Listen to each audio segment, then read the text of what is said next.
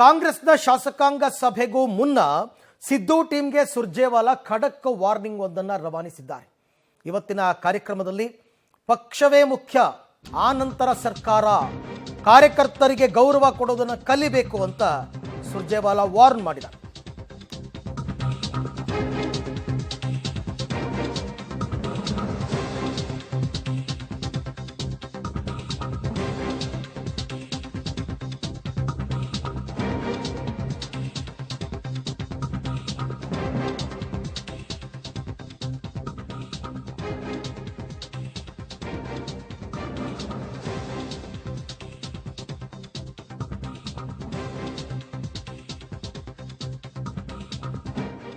ಕಾಂಗ್ರೆಸ್ ಶಾಸಕಾಂಗ ಸಭೆಗೂ ಮುನ್ನ ಸಿದ್ದು ಟೀಮ್ಗೆ ಸುರ್ಜೇವಾಲಾ ವಾರ್ನಿಂಗ್ ಕೊಟ್ಟಿದ್ದಾರೆ.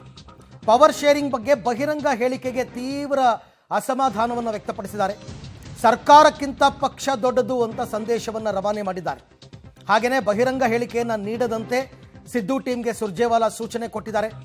ಪಕ್ಷ ಇದ್ದಾಗ ಮಾತ್ರ ಎಂತಹ ಸರ್ಕಾರವನ್ನು ಬೇಕಾದರೂ ರಚನೆ ಮಾಡಬಹುದು. ಸಚಿವರುಗಳ ಹೆಸರನ್ನು ಹೇಳದೆ ಸುರ್ಜೇವಾಲಾ ವಾರ್ನಿಂಗ್ ಕೊಟ್ಟಿದ್ದಾರೆ. ಸಿಎಂ ಸಮ್ಮುಖದಲ್ಲೇ ವಾರ್ನಿಂಗ್ ಕೊಟ್ಟಿದ್ದಾರೆ ಸುರ್ಜೇವಾಲಾ.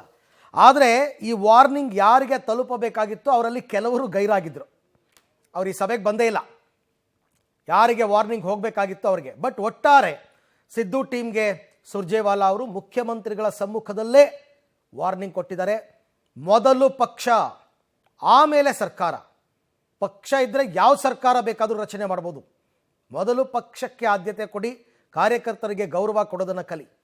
ಕೆಲವು ಸಚಿವರು ಶಿಸ್ತು ಮೀರ್ತಾ ಇದ್ದಾರೆ.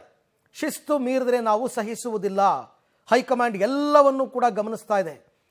ಸಚಿವರುಗಳು ಶಿಸ್ತಿನಿಂದ ಕಾರ್ಯವನ್ನು ನಿರ್ವಹಿಸಬೇಕು. ನಿಮಗೆ ಕೊಟ್ಟ ಜವಾಬ್ದಾರಿಯನ್ನು ಪ್ರಾಮಾಣಿಕವಾಗಿ ಮಾಡಬೇಕು. ಮೊದಲು ಕಾರ್ಯಕರ್ತರಿಗೆ ಗೌರವ ಕೊಡೋದನ್ನು ಕಲೀರಿ. ಪಕ್ಷದಲ್ಲಿ ಶಿಸ್ತು ಮೀರಿದ್ರೆ ಯಾವುದೇ ಕಾರಣಕ್ಕೂ ನಾವು ಸಹಿಸುವುದಿಲ್ಲ ಅಂತಕ್ಕಂಥ ಎಚ್ಚರಿಕೆಯನ್ನು ಕೊಟ್ಟಿದ್ದಾರೆ. ಪಕ್ಷವನ್ನು ಬುಲ್ಡೋಸ್ ಮಾಡೋದನ್ನು ನಾವು ಸಹಿಸೋದಿಲ್ಲ. ಆ ಪ್ರಯತ್ನ ಬಿಟ್ಬಿಡಿ ಅಂತ ಸಿದ್ದರಾಮಯ್ಯ ಆಪ್ತ ಸಚಿವರಿಗೆ ಸುರ್ಜೇವಾಲಾ ಅವರು ಎಚ್ಚರಿಕೆ ಕೊಟ್ಟಿರ್ತಕ್ಕಂಥದ್ದು. ಯಾಕೆಂದರೆ ಇತ್ತೀಚಿನ ದಿನಗಳಲ್ಲಿ ಸಿದ್ದರಾಮಯ್ಯ ಆಪ್ತ ಬಣದಿಂದಲೇ ಹೆಚ್ಚೆಚ್ಚು ಹೇಳಿಕೆಗಳು ಕೇಳಿಬರ್ತಾ ಇತ್ತು. ಹಾಗಾಗಿ ಅವರಿಗೆ ಯಾವ ಸಂದೇಶವನ್ನು ರವಾನೆ ಮಾಡಬೇಕಾಗಿತ್ತು ಅದನ್ನು ನೇರವಾಗಿ ಸುರ್ಜೇವಾಲಾ ಅವರು ಮಾಡಿದ್ದಾರೆ. ಇವತ್ತು CLP ಸಭೆಯಲ್ಲಿ ಭಾಗವಹಿಸೋದಕ್ಕೆ ಅಂತ ಬಂದಿರತಕ್ಕಂಥದ್ದು ಅವರು. ಅದಕ್ಕೂ ಮುನ್ನ ಭಾರತ ಜೋಡೋ ಭವನದಲ್ಲಿ ಕಾಂಗ್ರೆಸ್ ಸಭೆ ನಡೀತು. ಆ ಸಭೆಯಲ್ಲಿ ಕೊಟ್ಟಿರ್ತಕ್ಕಂಥ ಎಚ್ಚರಿಕೆ ಇದು. ಯಾವ ಕಾರಣಕ್ಕೂ ಕೂಡ ಶಿಸ್ತು ಮೀರಬೇಡಿ. ಪಕ್ಷಕ್ಕಿಂತ ದೊಡ್ಡವರು ಯಾರೂ ಇಲ್ಲ. ಸಚಿವರುಗಳು ಶಿಸ್ತಿನಿಂದ ಕಾರ್ಯವನ್ನು ನಿರ್ವಹಿಸಬೇಕು. ಈ ರೀತಿ ಎಚ್ಚರಿಕೆಯ ಮಾತುಗಳನ್ನು ಆರಂಭದಲ್ಲೇ ಆಡಿ ಇವತ್ತಿನ CLP ಸಭೆಯಲ್ಲಿ ಏನೇನು ಚರ್ಚೆ ಆಗುತ್ತೆ, ಅವರ ರಿಯಾಕ್ಷನ್ ಹೇಗಿರುತ್ತೆ ಅನ್ನೋದನ್ನು ಕೂಡ ಒಂದು ಹಿಂಟನ್ನು ಕೊಟ್ಬಿಟ್ಟಿದ್ದಾರೆ ಸುರ್ಜೇವಾಲಾ ಅವರು.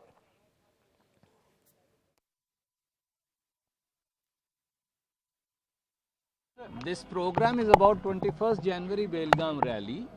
This is what the meeting was. I've already spoken to all of you. That's why before going in, I first spoke to my friends of the media because I'm more concerned you should not be waiting for us. Sir, did you go through the report, sir? We will go through that. How? See, I am not as smart as you are, so it takes a little time. Much more important than the government. Always, everywhere.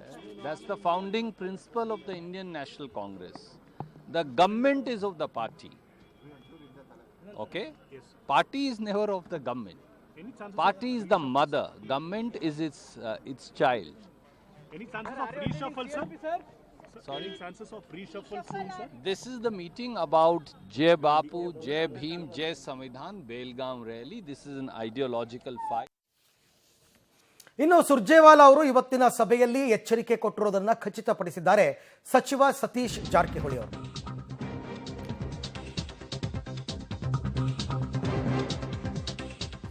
Party ಶಿಸ್ತಿನಿಂದ ಇರಬೇಕು ಅಂತ ಎಚ್ಚರಿಕೆ ಕೊಟ್ಟಿದ್ದಾರೆ. ಸುರ್ಜೇವಾಲಾ ಎಚ್ಚರಿಕೆ ತಪ್ಪಿಲ್ಲ, ಎಲ್ಲರೂ ಪಾಲನೆ ಮಾಡಬೇಕು. ಸುರ್ಜೇವಾಲಾ ಅವರು ಕೊಟ್ಟಿರ್ತಕ್ಕಂಥ ಎಚ್ಚರಿಕೆ ತಪ್ಪಲ್ಲ, ಅದನ್ನು ಎಲ್ಲರೂ ಪಾಲನೆ ಮಾಡಬೇಕು. ಸರ್ಕಾರಕ್ಕಿಂತ ಪಕ್ಷ ದೊಡ್ಡದು ಅಂತ ಹೇಳಿದ್ದಾರೆ. ಸಂಜೆ ಉಳಿದದ್ದನ್ನು ಮಾತನಾಡ್ತೀವಿ ಅಂತ ಸತೀಶ್ ಜಾರಕಿಹೊಳಿ ಅವರು ಸಭೆಯ ಬಳಿಕ ಹೇಳಿಕೆಯನ್ನು ಕೊಟ್ಟಿದ್ದಾರೆ.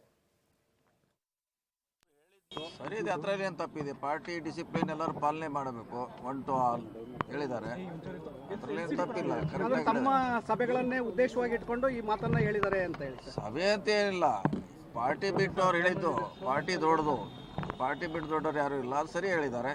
ಪಾರ್ಟಿ ಬಿಟ್ಟು ಏನಿಲ್ವಲ್ಲ, ನಮ್ಮ ಹೋರಾಟಗಳು ನಮ್ಮ ವಿಚಾರಗಳು ಇದ್ದಿದ್ದು ಪಾರ್ಟಿ ಇದೆ, ಹೀಗಾಗಿ ನಮ್ಗೆ ಅದು ಕನ್ಸಿಡರ್ ಆಗೋಲ್ಲ. ಈಗ ಕಾರ್ಯಕರ್ತರು ಮುಖ್ಯ, ಸಚಿವರು ಮುಖ್ಯ ಅಲ್ಲ ಅಂತೇಳಿ DK ಶಿವಕುಮಾರ್ ಅವರು ಕೂಡ ಓಪನ್ ಆಗಿ ಹೇಳಿದ್ದಾರೆ. ಅದನ್ನು ನಾನು 10 ಸಲ ಹೇಳಿದ್ದೀನಿ. ಕಾರ್ಯಕರ್ತರಿಂದ ನಮ್ಮ ಸರ್ಕಾರ ಮಂತ್ರಿಗಳಾಗಿದ್ವಿ, CM ಆಗಿದ್ವಿ, ಕಾರ್ಯಕರ್ತರಿಗೆ ಪ್ರಾಮುಖ್ಯತೆ ಕೊಡಬೇಕಾದ ನಾವು ಕೂಡ ಹೇಳಿದ್ವಿ, ಇದನ್ನು ಅವರು ಕೂಡ ಹೇಳಿದ್ದಾರೆ. 2 ತಿಂಗಳು ಪರ್ಫಾರ್ಮೆನ್ಸ್ ನೋಡ್ತೀವಿ, ನಂತರದಲ್ಲಿ ನಾವು ತೀರ್ಮಾನ ತಗೊಳ್ತೀವಿ ಅಂತೇಳಿ ಓಪನ್ ಆಗಿ ಹೇಳಿದ್ದಾರೆ ಸರ್. ಪರ್ಫಾರ್ಮೆನ್ಸ್ ನೋಡ್ತೇವೆ ಅಂತ ಹೇಳಿಲ್ಲ, ಪರ್ಫಾರ್ಮೆನ್ಸ್ ನೋಡ್ತೇವೆ ಅಂತ ಏನು ಹೇಳಿಲ್ಲ. ನಮ್ಮ ಈ ಎಲ್ಲ ವಿಚಾರಕ್ಕೆ ಸಂಬಂಧಪಟ್ಟಂತೆ ಮತ್ತಷ್ಟು ಮಾಹಿತಿ ನನ್ನ ಕೊಲೀಗ್ ರವೀಶ್ ಅವರಿಂದ ಪಡ್ಕೊಳ್ಳೋಣ. ರವೀಶ್, ಇವತ್ತಿನ ಮಹತ್ವದ CLP ಸಭೆಗೂ ಮುನ್ನ ಯಾರಿಗೆ ಯಾವ ಎಚ್ಚರಿಕೆಯನ್ನು ಕೊಡಬೇಕಾಗಿತ್ತು ಆ ಎಚ್ಚರಿಕೆಯನ್ನು ಸುರ್ಜೇವಾಲಾ ಅವರು ರವಾನೆ ಮಾಡಿದ್ದಾರೆ ಇವತ್ತಿನ ಸಭೆಯಲ್ಲಿ. ಆದರೆ ಯಾರಿಗೆ ಎಚ್ಚರಿಕೆ ತಲುಪಬೇಕಾಗಿತ್ತು ಅದರಲ್ಲಿ ಕೆಲವರು ಗೈರಾಗಿದ್ದಾರೆ ಇವತ್ತು. ಸೊ ಹಾಗಾಗಿ ಇವತ್ತಿನ CLP ಸಭೆಯಲ್ಲೂ ಕೂಡ ಇದು ಪುನರಾವರ್ತನೆ ಆಗಬಹುದಾ ಅಂತ?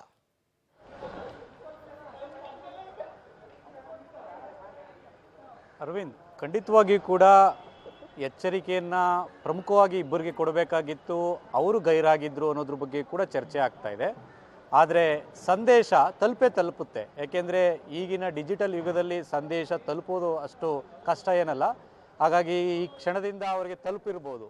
ಯಾಕೆಂದರೆ ನಾನಾ ಸ್ಟ್ರಾಟಜಿಗಳನ್ನು ಮಾಡುವಂಥ ಸಂದರ್ಭದಲ್ಲಿ ರಾಜಕಾರಣಿಗಳು ಪ್ರತಿಯೊಂದಕ್ಕೂ ಕೂಡ ಒಂದು ರೀತಿಯಲ್ಲಿ ಕಿವಿಯನ್ನು ಕೊಡ್ತಾ ಇರ್ತಾರೆ.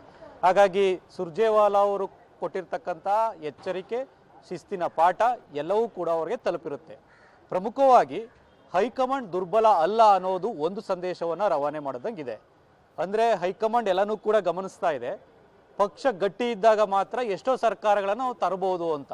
ಯಾಕೆಂದರೆ ಸುರ್ಜೇವಾಲಾ ಅವರು ಒಳಗಡೆ ಏನು ಮಾತನಾಡಿದ್ರು ಗಟ್ಟಿಯಾಗಿ, ಕೆಲ ಪಕ್ಷದಲ್ಲಿರ್ತಕ್ಕಂಥ ನಾಯಕರುಗಳು ಮತ್ತು ಕೆಲ ಸಚಿವರು ಪಕ್ಷವನ್ನು ಬುಲ್ಡೋಸ್ ಮಾಡೋಕ್ಕೆ ಹೊರಟಿದ್ದಾರೆ, ಇದನ್ನು ನಾವು ಸಹಿಸೋದಿಲ್ಲ ಅನ್ನೋ ಎಚ್ಚರಿಕೆಯನ್ನು ಕೊಟ್ಟಿದ್ದಾರೆ.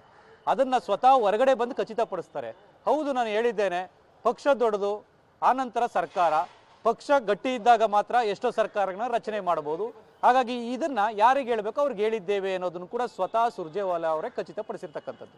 ಹಾಗಾಗಿ ಇತ್ತೀಚಿನ ದಿನಗಳಲ್ಲಿ ಎಲ್ಲೋ ಒಂದು ಕಡೆ ಪರ ವಿರೋಧ ಚರ್ಚೆಗಳಾಗ್ತಾ ಇರ್ತಕ್ಕಂಥದ್ದು, ಮತ್ತು ಅಲ್ಲಿ ಸಭೆ ಸೇರಿ ಬೇರೆ ಬೇರೆ ರೀತಿಯ ಆ ಒಂದು ಒಳ ತಂತ್ರಗಳಿಗೆ ಅವಕಾಶ ಮಾಡಿಕೊಟ್ಟಿರ್ತಕ್ಕಂಥದ್ದು ಎಲ್ಲವನ್ನೂ ಕೂಡ ನಾವು ಗಮನಿಸಿದ್ದೇವೆ. ಆ ಕಾರಣಕ್ಕೋಸ್ಕರವಾಗಿಯೇ ಈ ರೀತಿ ಎಚ್ಚರಿಕೆಯನ್ನು ಕೊಡ್ತಾ ಇದ್ದೇವೆ ಅನ್ನೋದನ್ನು ಸುರ್ಜೇವಾಲಾ ಅವರು ಸ್ಪಷ್ಟಪಡಿಸ್ದಂಗಿದೆ. ಅದು ಮುಖ್ಯಮಂತ್ರಿ ಮತ್ತು ಉಪಮುಖ್ಯಮಂತ್ರಿಯ ಸಮ್ಮುಖದಲ್ಲೇ ಹೆಸರನ್ನು ಹೇಳದೆ, ಅಂದರೆ ಪ್ರತಿಯೊಬ್ಬ ಪ್ರತ್ಯೇಕವಾಗಿ ಇಂಥವ್ರಿಗೆ ಅಂತ ಹೇಳದೆ, ಕೆಲ ನಾಯಕರು, ಕೆಲ ಸಚಿವರು ಮತ್ತು ಕೆಲ ಶಾಸಕರು ಇದನ್ನು ಒಂದು ರೀತಿಯಲ್ಲಿ ಹೋಲ್ಸೇಲ್ ಆಗಿ ಹೇಳೋದ್ರ ಮೂಲಕ ಯಾರೂ ಕೂಡ ಪಕ್ಷದ ಶಿಸ್ತನ್ನು ಮೀರಬಾರ್ದು. ಹಾಗಾಗಿ ಮೀರಿದ್ರೆ ಹೈಕಮಾಂಡ್ ಏನು ಮಾಡಬೇಕು ಅದನ್ನು ಮಾಡುತ್ತೆ ಅನ್ನೋ ದಾಟಿಯಲ್ಲೇ ಸುರ್ಜೇವಾಲಾ ಅವರು ಹೇಳಿರ್ತಕ್ಕಂಥದ್ದು. ಹಾಗಾಗಿ ಸುರ್ಜೇವಾಲಾ ಅವರ ಈ ಒಂದು ಶಿಸ್ತಿನ ಪಾಠಕ್ಕೆ ಕೆಲ ಸಚಿವರುಗಳು ಮತ್ತು ಕೆಲ ಶಾಸಕರು ಯಾವ ರೀತಿ ರಿಯಾಕ್ಟ್ ಮಾಡ್ತಾರೆ ಅನ್ನೋದು ಮುಂದಿನ ದಿನಗಳಲ್ಲಿ ಗೊತ್ತಾಗುತ್ತೆ. ಇನ್ನುಳಿದಂತೆ ಪ್ರಮುಖವಾಗಿ ಇಬ್ಬರು ಗೈರಾಜರಾಗಿದ್ದರು ಸಚಿವರು, KN ರಾಜಣ್ಣ, ಪರಮೇಶ್ವರ್ ಅವರಾಗಿರ್ಬೋದು. ಈ ಬಗ್ಗೆ ಕೂಡ ಕಾಂಗ್ರೆಸ್ನ ಶಾಸಕಾಂಗ ಪಕ್ಷದ ಸಭೆಯಲ್ಲೂ ಕೂಡ ಚರ್ಚೆ ಆಗುವಂಥ ಸಾಧ್ಯತೆ ಇದೆ. ಹಾಗಾಗಿ ಇಲ್ಲಿ ಹೇಳತಕ್ಕಂಥ ಮಾತುಗಳನ್ನೇ ಸುರ್ಜೇವಾಲಾ ಅವರು ಕಾಂಗ್ರೆಸ್ ಪಕ್ಷದ ಶಾಸಕಾಂಗ ಪಕ್ಷದ ಸಭೆಯಲ್ಲೂ ಕೂಡ ಪುನರುಚ್ಚಾರ ಮಾಡಿದ್ರು ಅಚ್ಚರಿ ಇಲ್ಲ. ಯಾಕೆಂದರೆ ಇಲ್ಲಿ ಕಾಂಗ್ರೆಸ್ನ ಸರ್ವ ಸದಸ್ಯರ ಸಭೆ ಇದು. ಅಂದರೆ ಇಲ್ಲಿ ಎಲ್ಲ ಜಿಲ್ಲಾ ನಾಯಕರುಗಳು ಕೂಡ ಭಾಗವಹಿಸಿದ್ದಾರೆ, ಮಾಜಿ ಶಾಸಕರು, ಸಚಿವರು ಎಲ್ಲರೂ ಕೂಡ ಈ ಒಂದು ಸಭೆಯಲ್ಲಿ ಭಾಗವಹಿಸಿದ್ರು.